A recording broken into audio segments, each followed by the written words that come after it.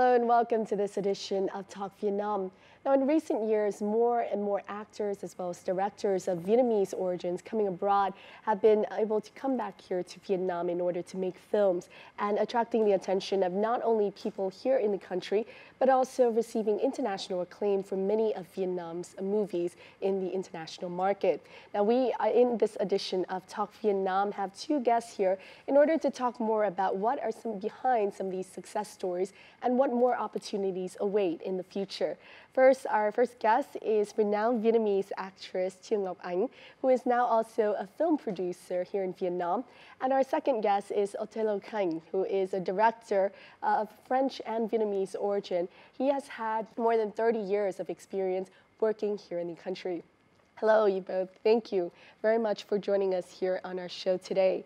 Now, first of all, 12 years ago, you decided to make the film Saigon Eclipse, Othello, and the star actress, of course, was Trương Ngọc Ánh. Can you please tell us about this film? It was the first privately produced film in Vietnam? Yes, well, we started to produce this film. Well, the film was released 12 years ago, but really the film started, the conception of the film started 20 years ago when I first landed in Vietnam. At first we were only, there was no private companies yet, so the private companies could only work in TV commercials or international services. So I was directing a commercial at Hang Phim Giải Phóng, and we were looking for a cast, and I saw Miss Trương Ngọc Ánh arriving in a Harlequin costume in a big limousine. I said, wow, who's that young lady? And then we met, and for the 10 years, the 10 years went by, and I was writing the story between those 10 years, only 12 years after that the film was produced. Yes. It has been 20 years already? It's been 20 years. Since first time I met you? 1995. Wow. 22 years. Two decades have flown already. Yeah. Now, Trương Ngọc Ánh, how did you decide to participate in this film being, this first privately produced film? Actually, at that time, it's not a lot of, foreign films or foreign director that had decided to, direct a film in Vietnam, right? So Othello was one of my best friends at that time. Oh, yes. Still. When he shares about his idea to make Saigon Eclipse, I really fall in love with the character in the film. The character was talking about young, beautiful woman who sacrificed herself for a family and who loves her mom so much. And also, the film was talking about women's rights at that time, in 1975. Saigon Eclipse is a 2007 Vietnamese film directed by Othello Khanh and starring Dustin Nguyen, Truong Ngoc Anh, Marjolaine Bui, and Johnny Ji Nguyen. It is based on Nguyen Du's epic poem, The Tale of Kieu. The film chronicles the fate of Kieu, a beautiful young girl who soon after her secret engagement returns home to find her father is about to be imprisoned on trumped-up charges. In a desperate attempt to save the family business from bankruptcy, a trade is proposed. The debt will be forgiven in return for the father's most valuable asset, his daughter. Kieu must now choose between her family and her love, yet she still does not know the true nature of the family business.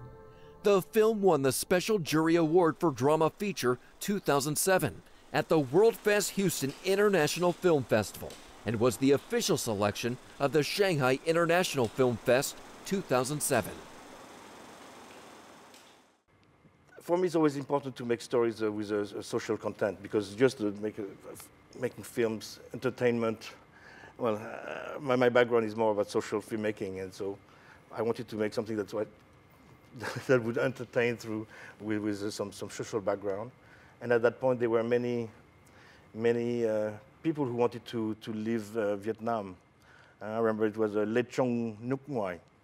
Lấy chồng nước ngoài. Lấy chồng nước ngoài. Yeah, so this wave of women going abroad in order to get married. And for me, it was my experience of living in Western Europe, in Northern America, and discovering Vietnam. Really, I would see that Vietnam was really a place where it was happening, much more interesting, where in the old world everything was slowing down. Here, really, I couldn't understand why people would want to go outside when here was so interesting. So really the idea was also to show that people from overseas came to Vietnam or came back to Vietnam, and then meeting people who want to go out of Vietnam, and then the idea was, why do we have to leave when we can build it here? Exactly. And that's one of the reasons that our cast is very international. Yes. We come from everywhere. Yes. Yes. Why was the cast so international, do you think? Well, the idea is that, people would never had an idea about Vietnam. I wanted to people outside of the world understand better Vietnam. I wanted to make a film where everybody would speak in English. Yes. But then the problem is that everybody spoke English with different accents. You had the accent from Singapore, the accent from France, the accent. So at the end, and then for us, us who live here, we are always used to hear different accents and hearing, French, English accent, Vietnamese.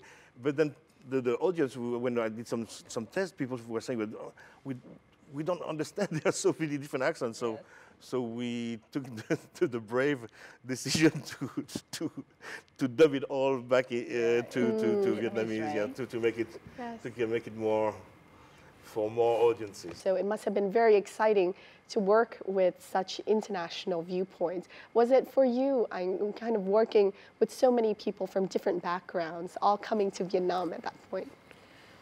Well, it's very interesting, to learn about different people come from different countries. And also it becomes a bit of difficulties when we have to speak English with different accents, as you say. Edwin Chen, is from Singapore, and Marjolaine from France, and Dustin and Choni, of course, their English is very accurate. So, but the conversational in English is easier, but dialogue is a bit difficult. You all have to say in English. So that is one of the difficulties. Yes. Born and raised in Paris, France in 1964, Othello Kang started his career in France in the early 1980s. He became one of France's youngest and most successful TV and commercial directors. In 1995, Othello returned to his roots in Vietnam, where he is the co-founder and the industry-acclaimed creative force behind Krea TV, which has become Vietnam's leading company, setting international standards for its commercial, documentary, and feature film production. Born and raised in Hanoi, Trung Ngoc Anh impressed the audience by her debut role in the TV series You Remember or Not in 1993. And later on The Hard-Earned Money in 1997. She then gained success, starring in several feature films, including The White Silk Dress in 2005.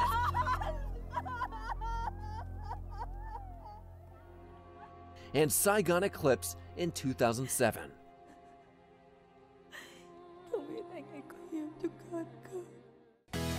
Aside from acting, Trung Ngoc Anh is also a talented model and a member of the Vietnamese Model Association.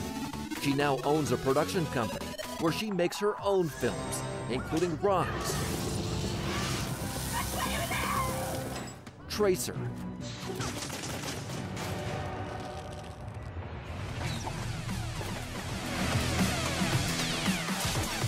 Saigon Bodyguard, and 200-Pound Beauty.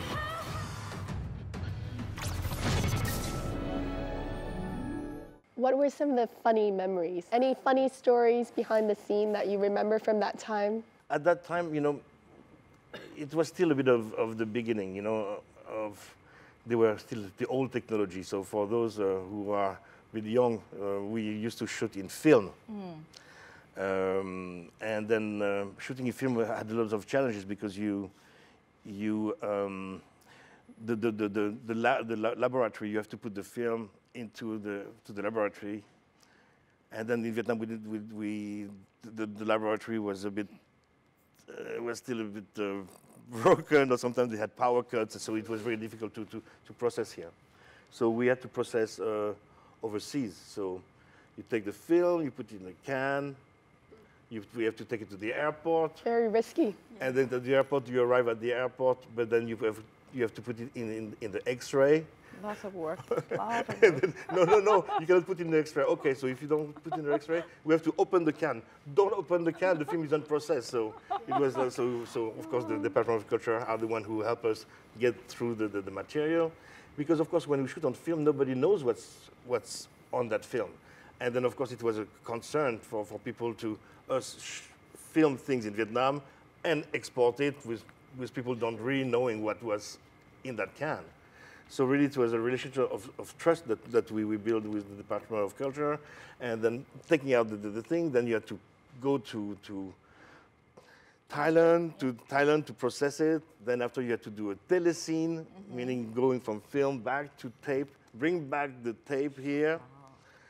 And then we wanted so you edit with video, and after you had to conform it. And we were the first one to do digital intermediate.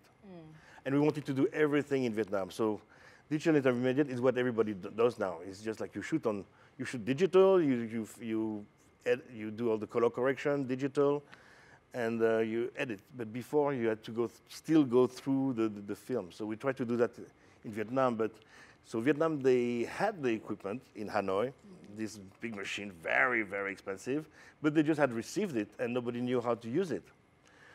So we said, okay, we don't care, we're going to do it anyway, because we are brave, you know. But of course, there was some trouble, so we had to do it again overseas and bring it back. I can see now why the film took 10 years. No, it took only 2 years to make it. It took 10 years to write it. Just a joke.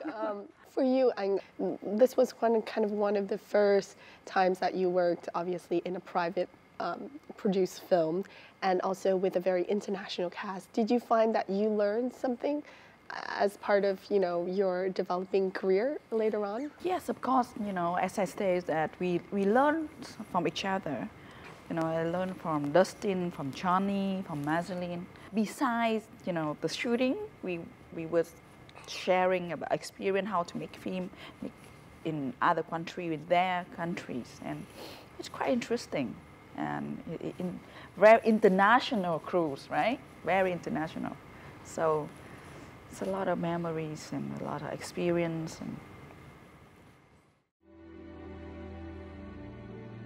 Saigon Eclipse was not the only privately produced film released in 2007. That year also marked the launch of two of the most successful films of Vietnam until now. The Rebel by Charlie Nguyen set the record for ticket sales in the country.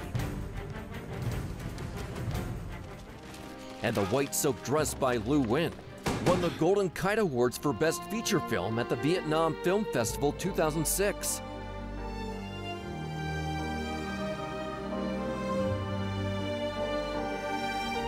The industry witnessed an influx of new directors, producers, and actors from abroad, including Victor Vu, Kung O, Dustin Nguyen, and Charlie Nguyen.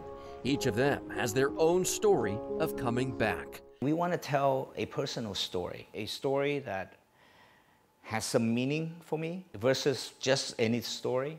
The protagonist, played by Johnny, is about a man who has a Vietnamese heart, but a Western mind.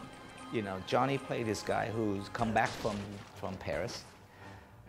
He was trained by the French, worked for the French, but he has a Vietnamese heart, so he's conflicted. So he needs to find out who he is. So it's an identity search, and that becomes the concept behind the story.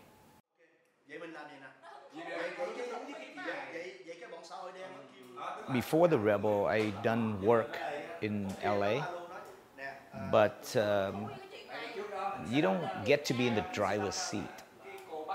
You are telling, other people's story. It's not really your story. And so I feel like, you know, coming back to Vietnam, you have some control over the fact that, you know, if you're really passionate about film and you really want to tell a story and you want to tell something that is personal to you, or you want to tell a story that you have control over, then here it's easier to get a project off the ground. And I think when we did that,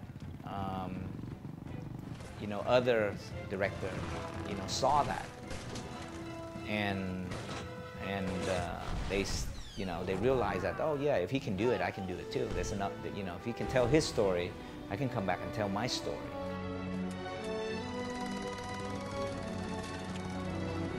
So when I went back to do The Rebel, then I was here for like 6 months.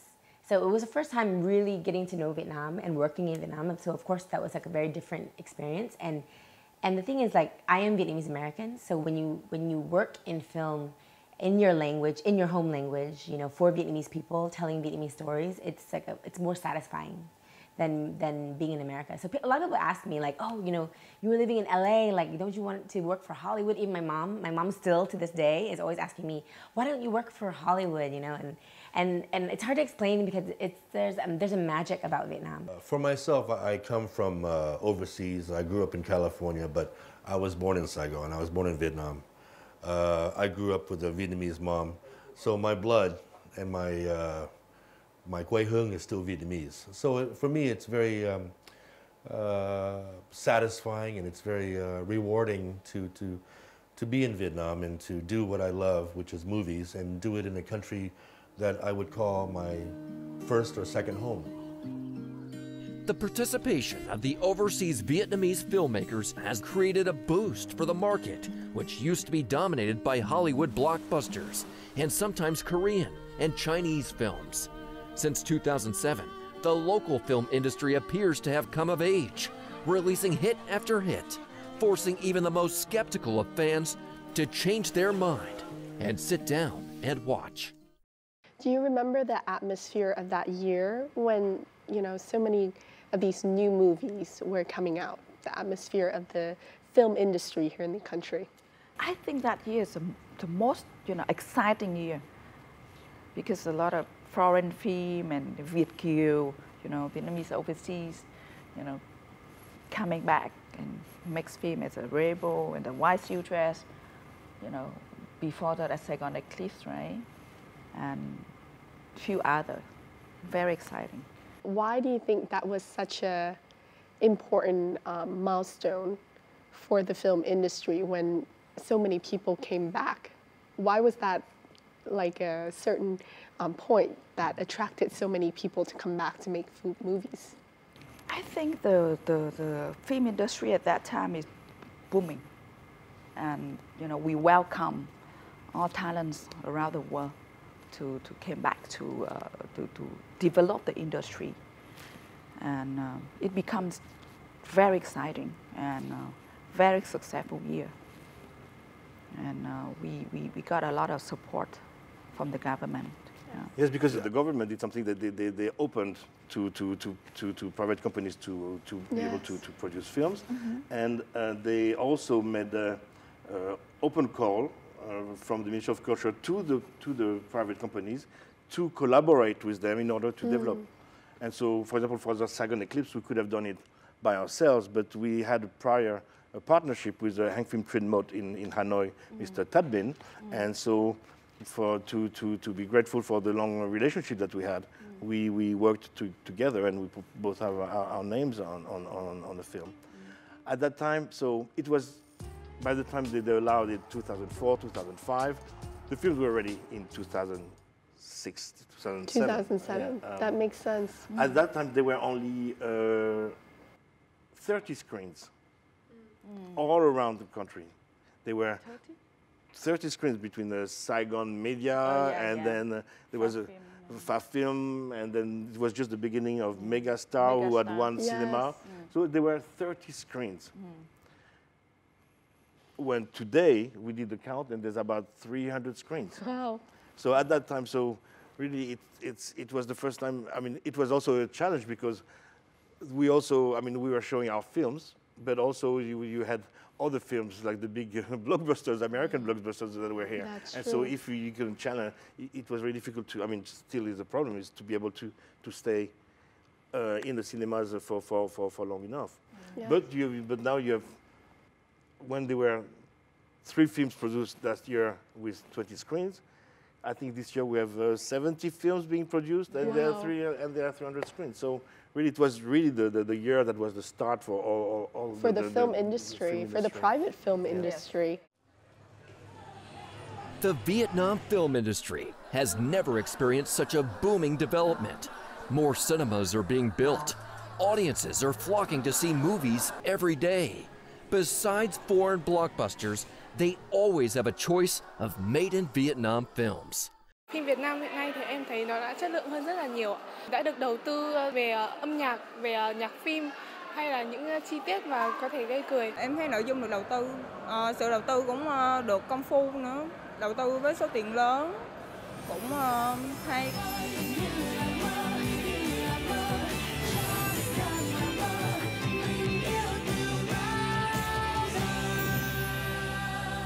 When I first came, there was maybe like 4 or 5 domestically produced movies a year, and it's mostly that, right? And then now, just 8 years later, there's like, I think 60 movies. That's crazy. There's a new movie out every weekend, and some weekend there's 2 or 3 movies open in the same weekend. There's so many that I can't keep track of them. Sometimes you have to juggle to not be released on the same weekend as your friend's movie.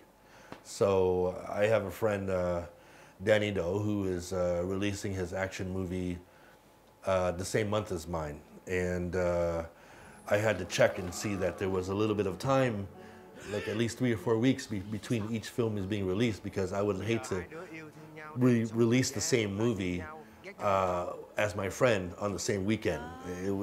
You know, it's just not a good feeling to be able to compete with your friend for the audiences here. Điều hạnh phúc nhất của Tiếp là được ở cạnh cha. Tư nhân sản xuất thì người ta có thể mời đạo diễn. Và cái việc mời đạo diễn đấy, dù đạo diễn có tài thôi, dù là người Việt Nam hay Việt kiều, chúng tôi cũng đều chấp nhận cả. Và cuối cùng là như thế thì nó sẽ đạt được cái hiệu quả tốt hơn. Between now and 2030, Vietnam expects to produce nearly half of the films screened in the domestic cinemas.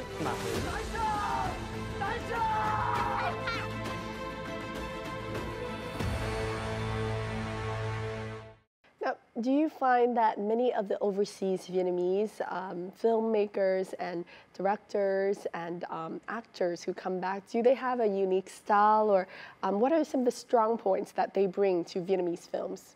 Being able to be exposed to the Western filmmaking brings us the knowledge and and the techniques. You know, for example, our producer Irene Chin, he is has worked in Canada. She's got a knowledge of, you know, the way you really how to treat the cast, how to, and also the business side, you know,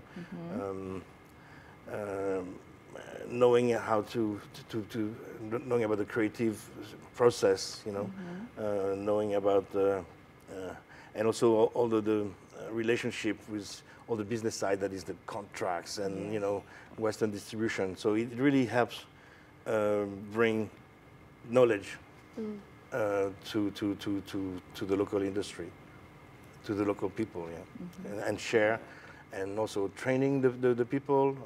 I know that some actresses like Cathy Nguyen, she also does the workshops where she trains young actors to the techniques. So it's not just about, it's about also having the knowledge and coming in to share with the people here. And they have more opportunities to work with film experts, you know, who has more experience and, you know, and work in big films over there. If I may flip the story now, what do you think interests the overseas Vietnamese to come back to Vietnam to work in the film industry. We talked about the condition back then, the decree that led to this opportunity that they could work. But what else do you think entices overseas Vietnamese to come back and work alongside the domestic film industry? Well, it's clearly that they are Vietnamese. They have Vietnamese blood, and also more, opportunities here. How many films that Vietnamese overseas can make over there? I'm talking about make a big film, and the production value in Vietnam is very big. For example, you make a film in Vietnam for 1 million. It looked like 10 million over there. And not a lot of people that have that kind of opportunity to do.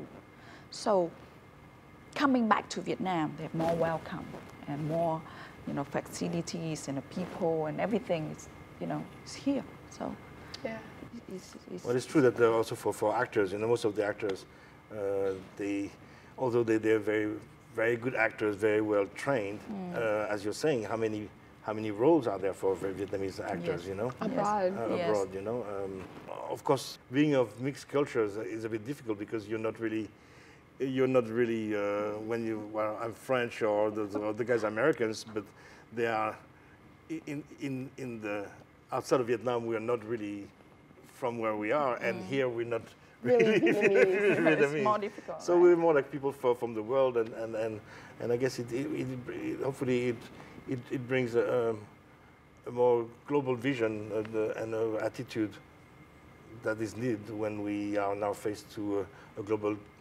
world, and where our next challenge is really to be able to make films in Vietnam to export back to the world. So now our challenge is to be able to be trained outside to come here, but to be able to share back outside of Vietnam to the world about our culture and history here. Yes, and there are, exciting things about the fact that you are Vietnamese, but you're different. So you're welcomed here, but at the same time, you bring something different. And I believe also, Vietnamese actors and directors of Vietnamese origin can also learn from the domestic industry. Is that right? Yeah, we all learn from each other, right?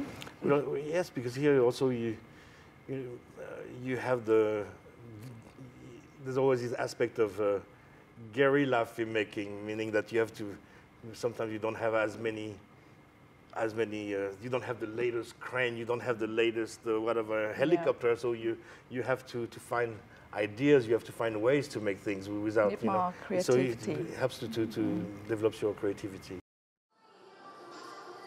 There are several locally made movies with unprecedented success over the last few years, catering to a growing domestic audience of nearly 50 million moviegoers. In December of 2015, Star Wars 7: The Force Awakens took the world by storm, taking the top earnings in almost every country where it was shown. And that did not include Vietnam, according to The Hollywood Reporter.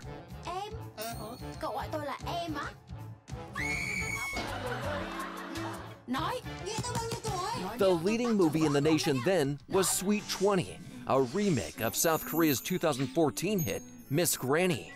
The movie achieved revenue of some 3.6 million USD after 1 month, and in total brought in 4.76 million US dollars. This alone was equal to around 30% of the revenue taken by the top 20 Vietnamese movies in 2013. Director Lê Thang Son's comedy Jailbait grossed an impressive 8.8 million US dollars, breaking another record set earlier by Sweet 20.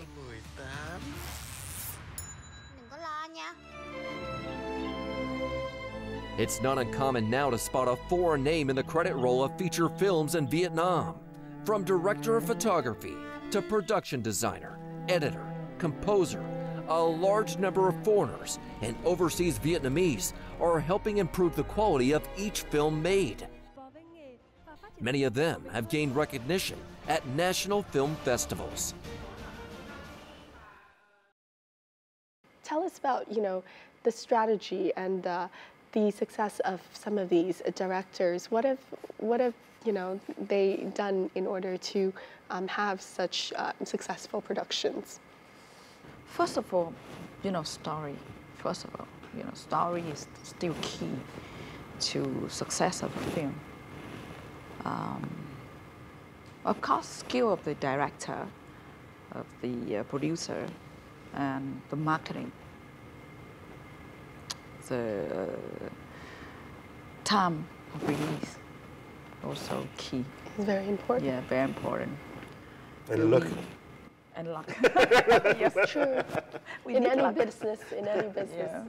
For you, I'm kind of going into production and producing your own films. Have you invited international collaboration in your own films? Yes, we welcome talents around the world to contribute in Vietnam film industry.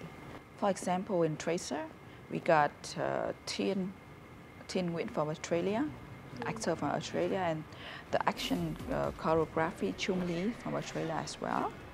And the DOP is from US. Go to Saigon Bodyguards. The director from Japan, producer from Canada. Yeah, and some of the actors, is from Sweden, from everywhere. So it's quite international, and we learn from each other.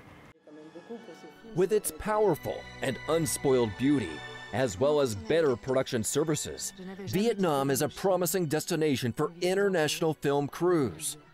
Foreign film producers are turning up in numbers to explore the potential of this emerging market.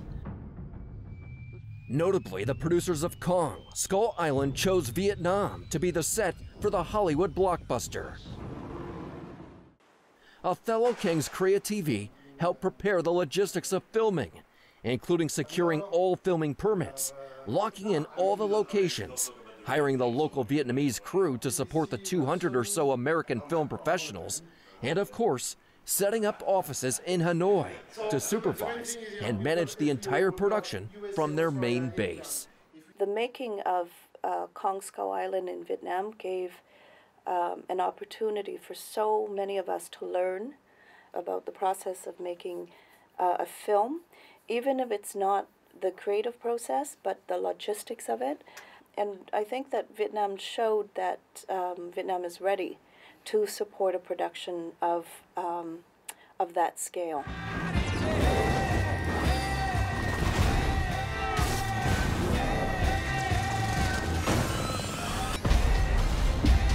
But the devil slid below us.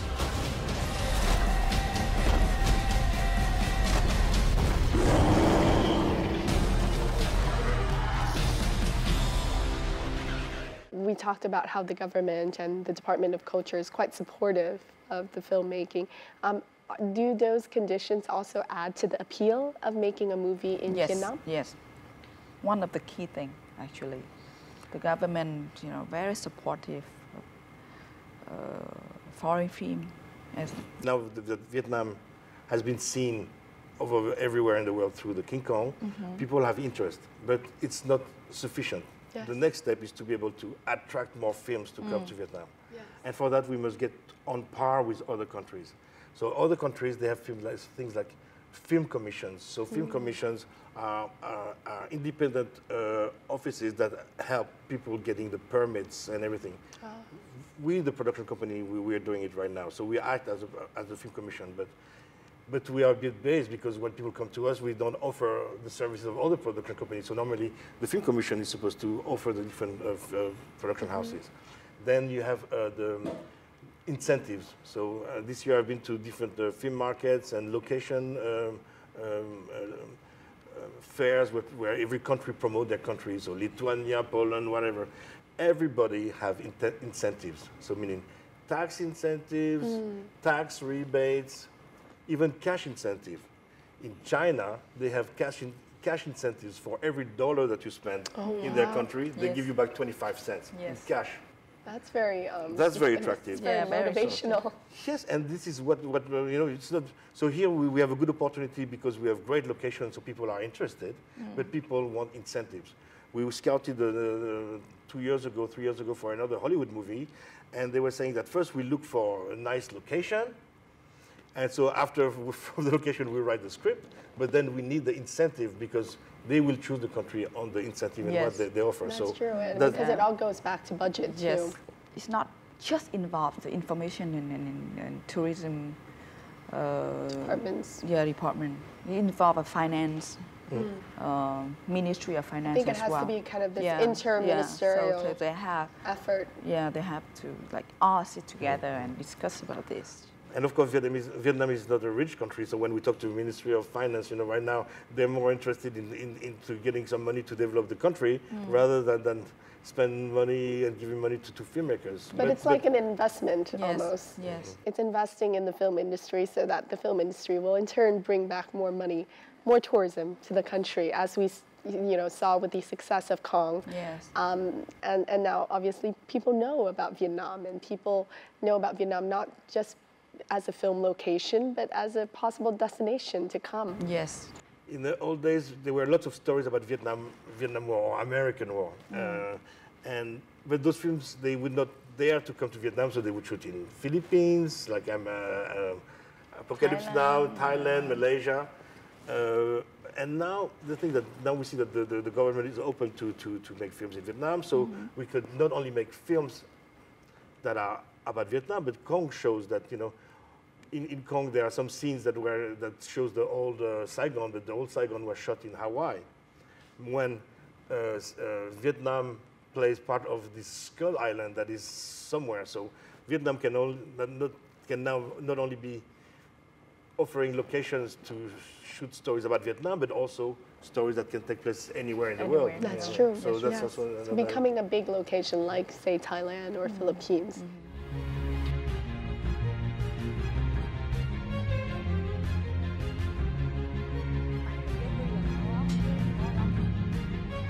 I see a lot of good actors. There's so much television series being shot in Vietnam that they are developing talent, more good actors. So now there's not a problem of finding actors who are good, and also crew. In 10 years, the crews in Vietnam have worked so much that now that they're getting better and better. You can do an entire movie here without going to Thailand or India or Hong Kong or back to the US. You can do everything here. I feel like it's a duty for me, and I think it's a duty for some of my colleagues, my friends, to make Vietnamese movies as good as possible so that audiences feel proud to go and watch a Vietnamese movie.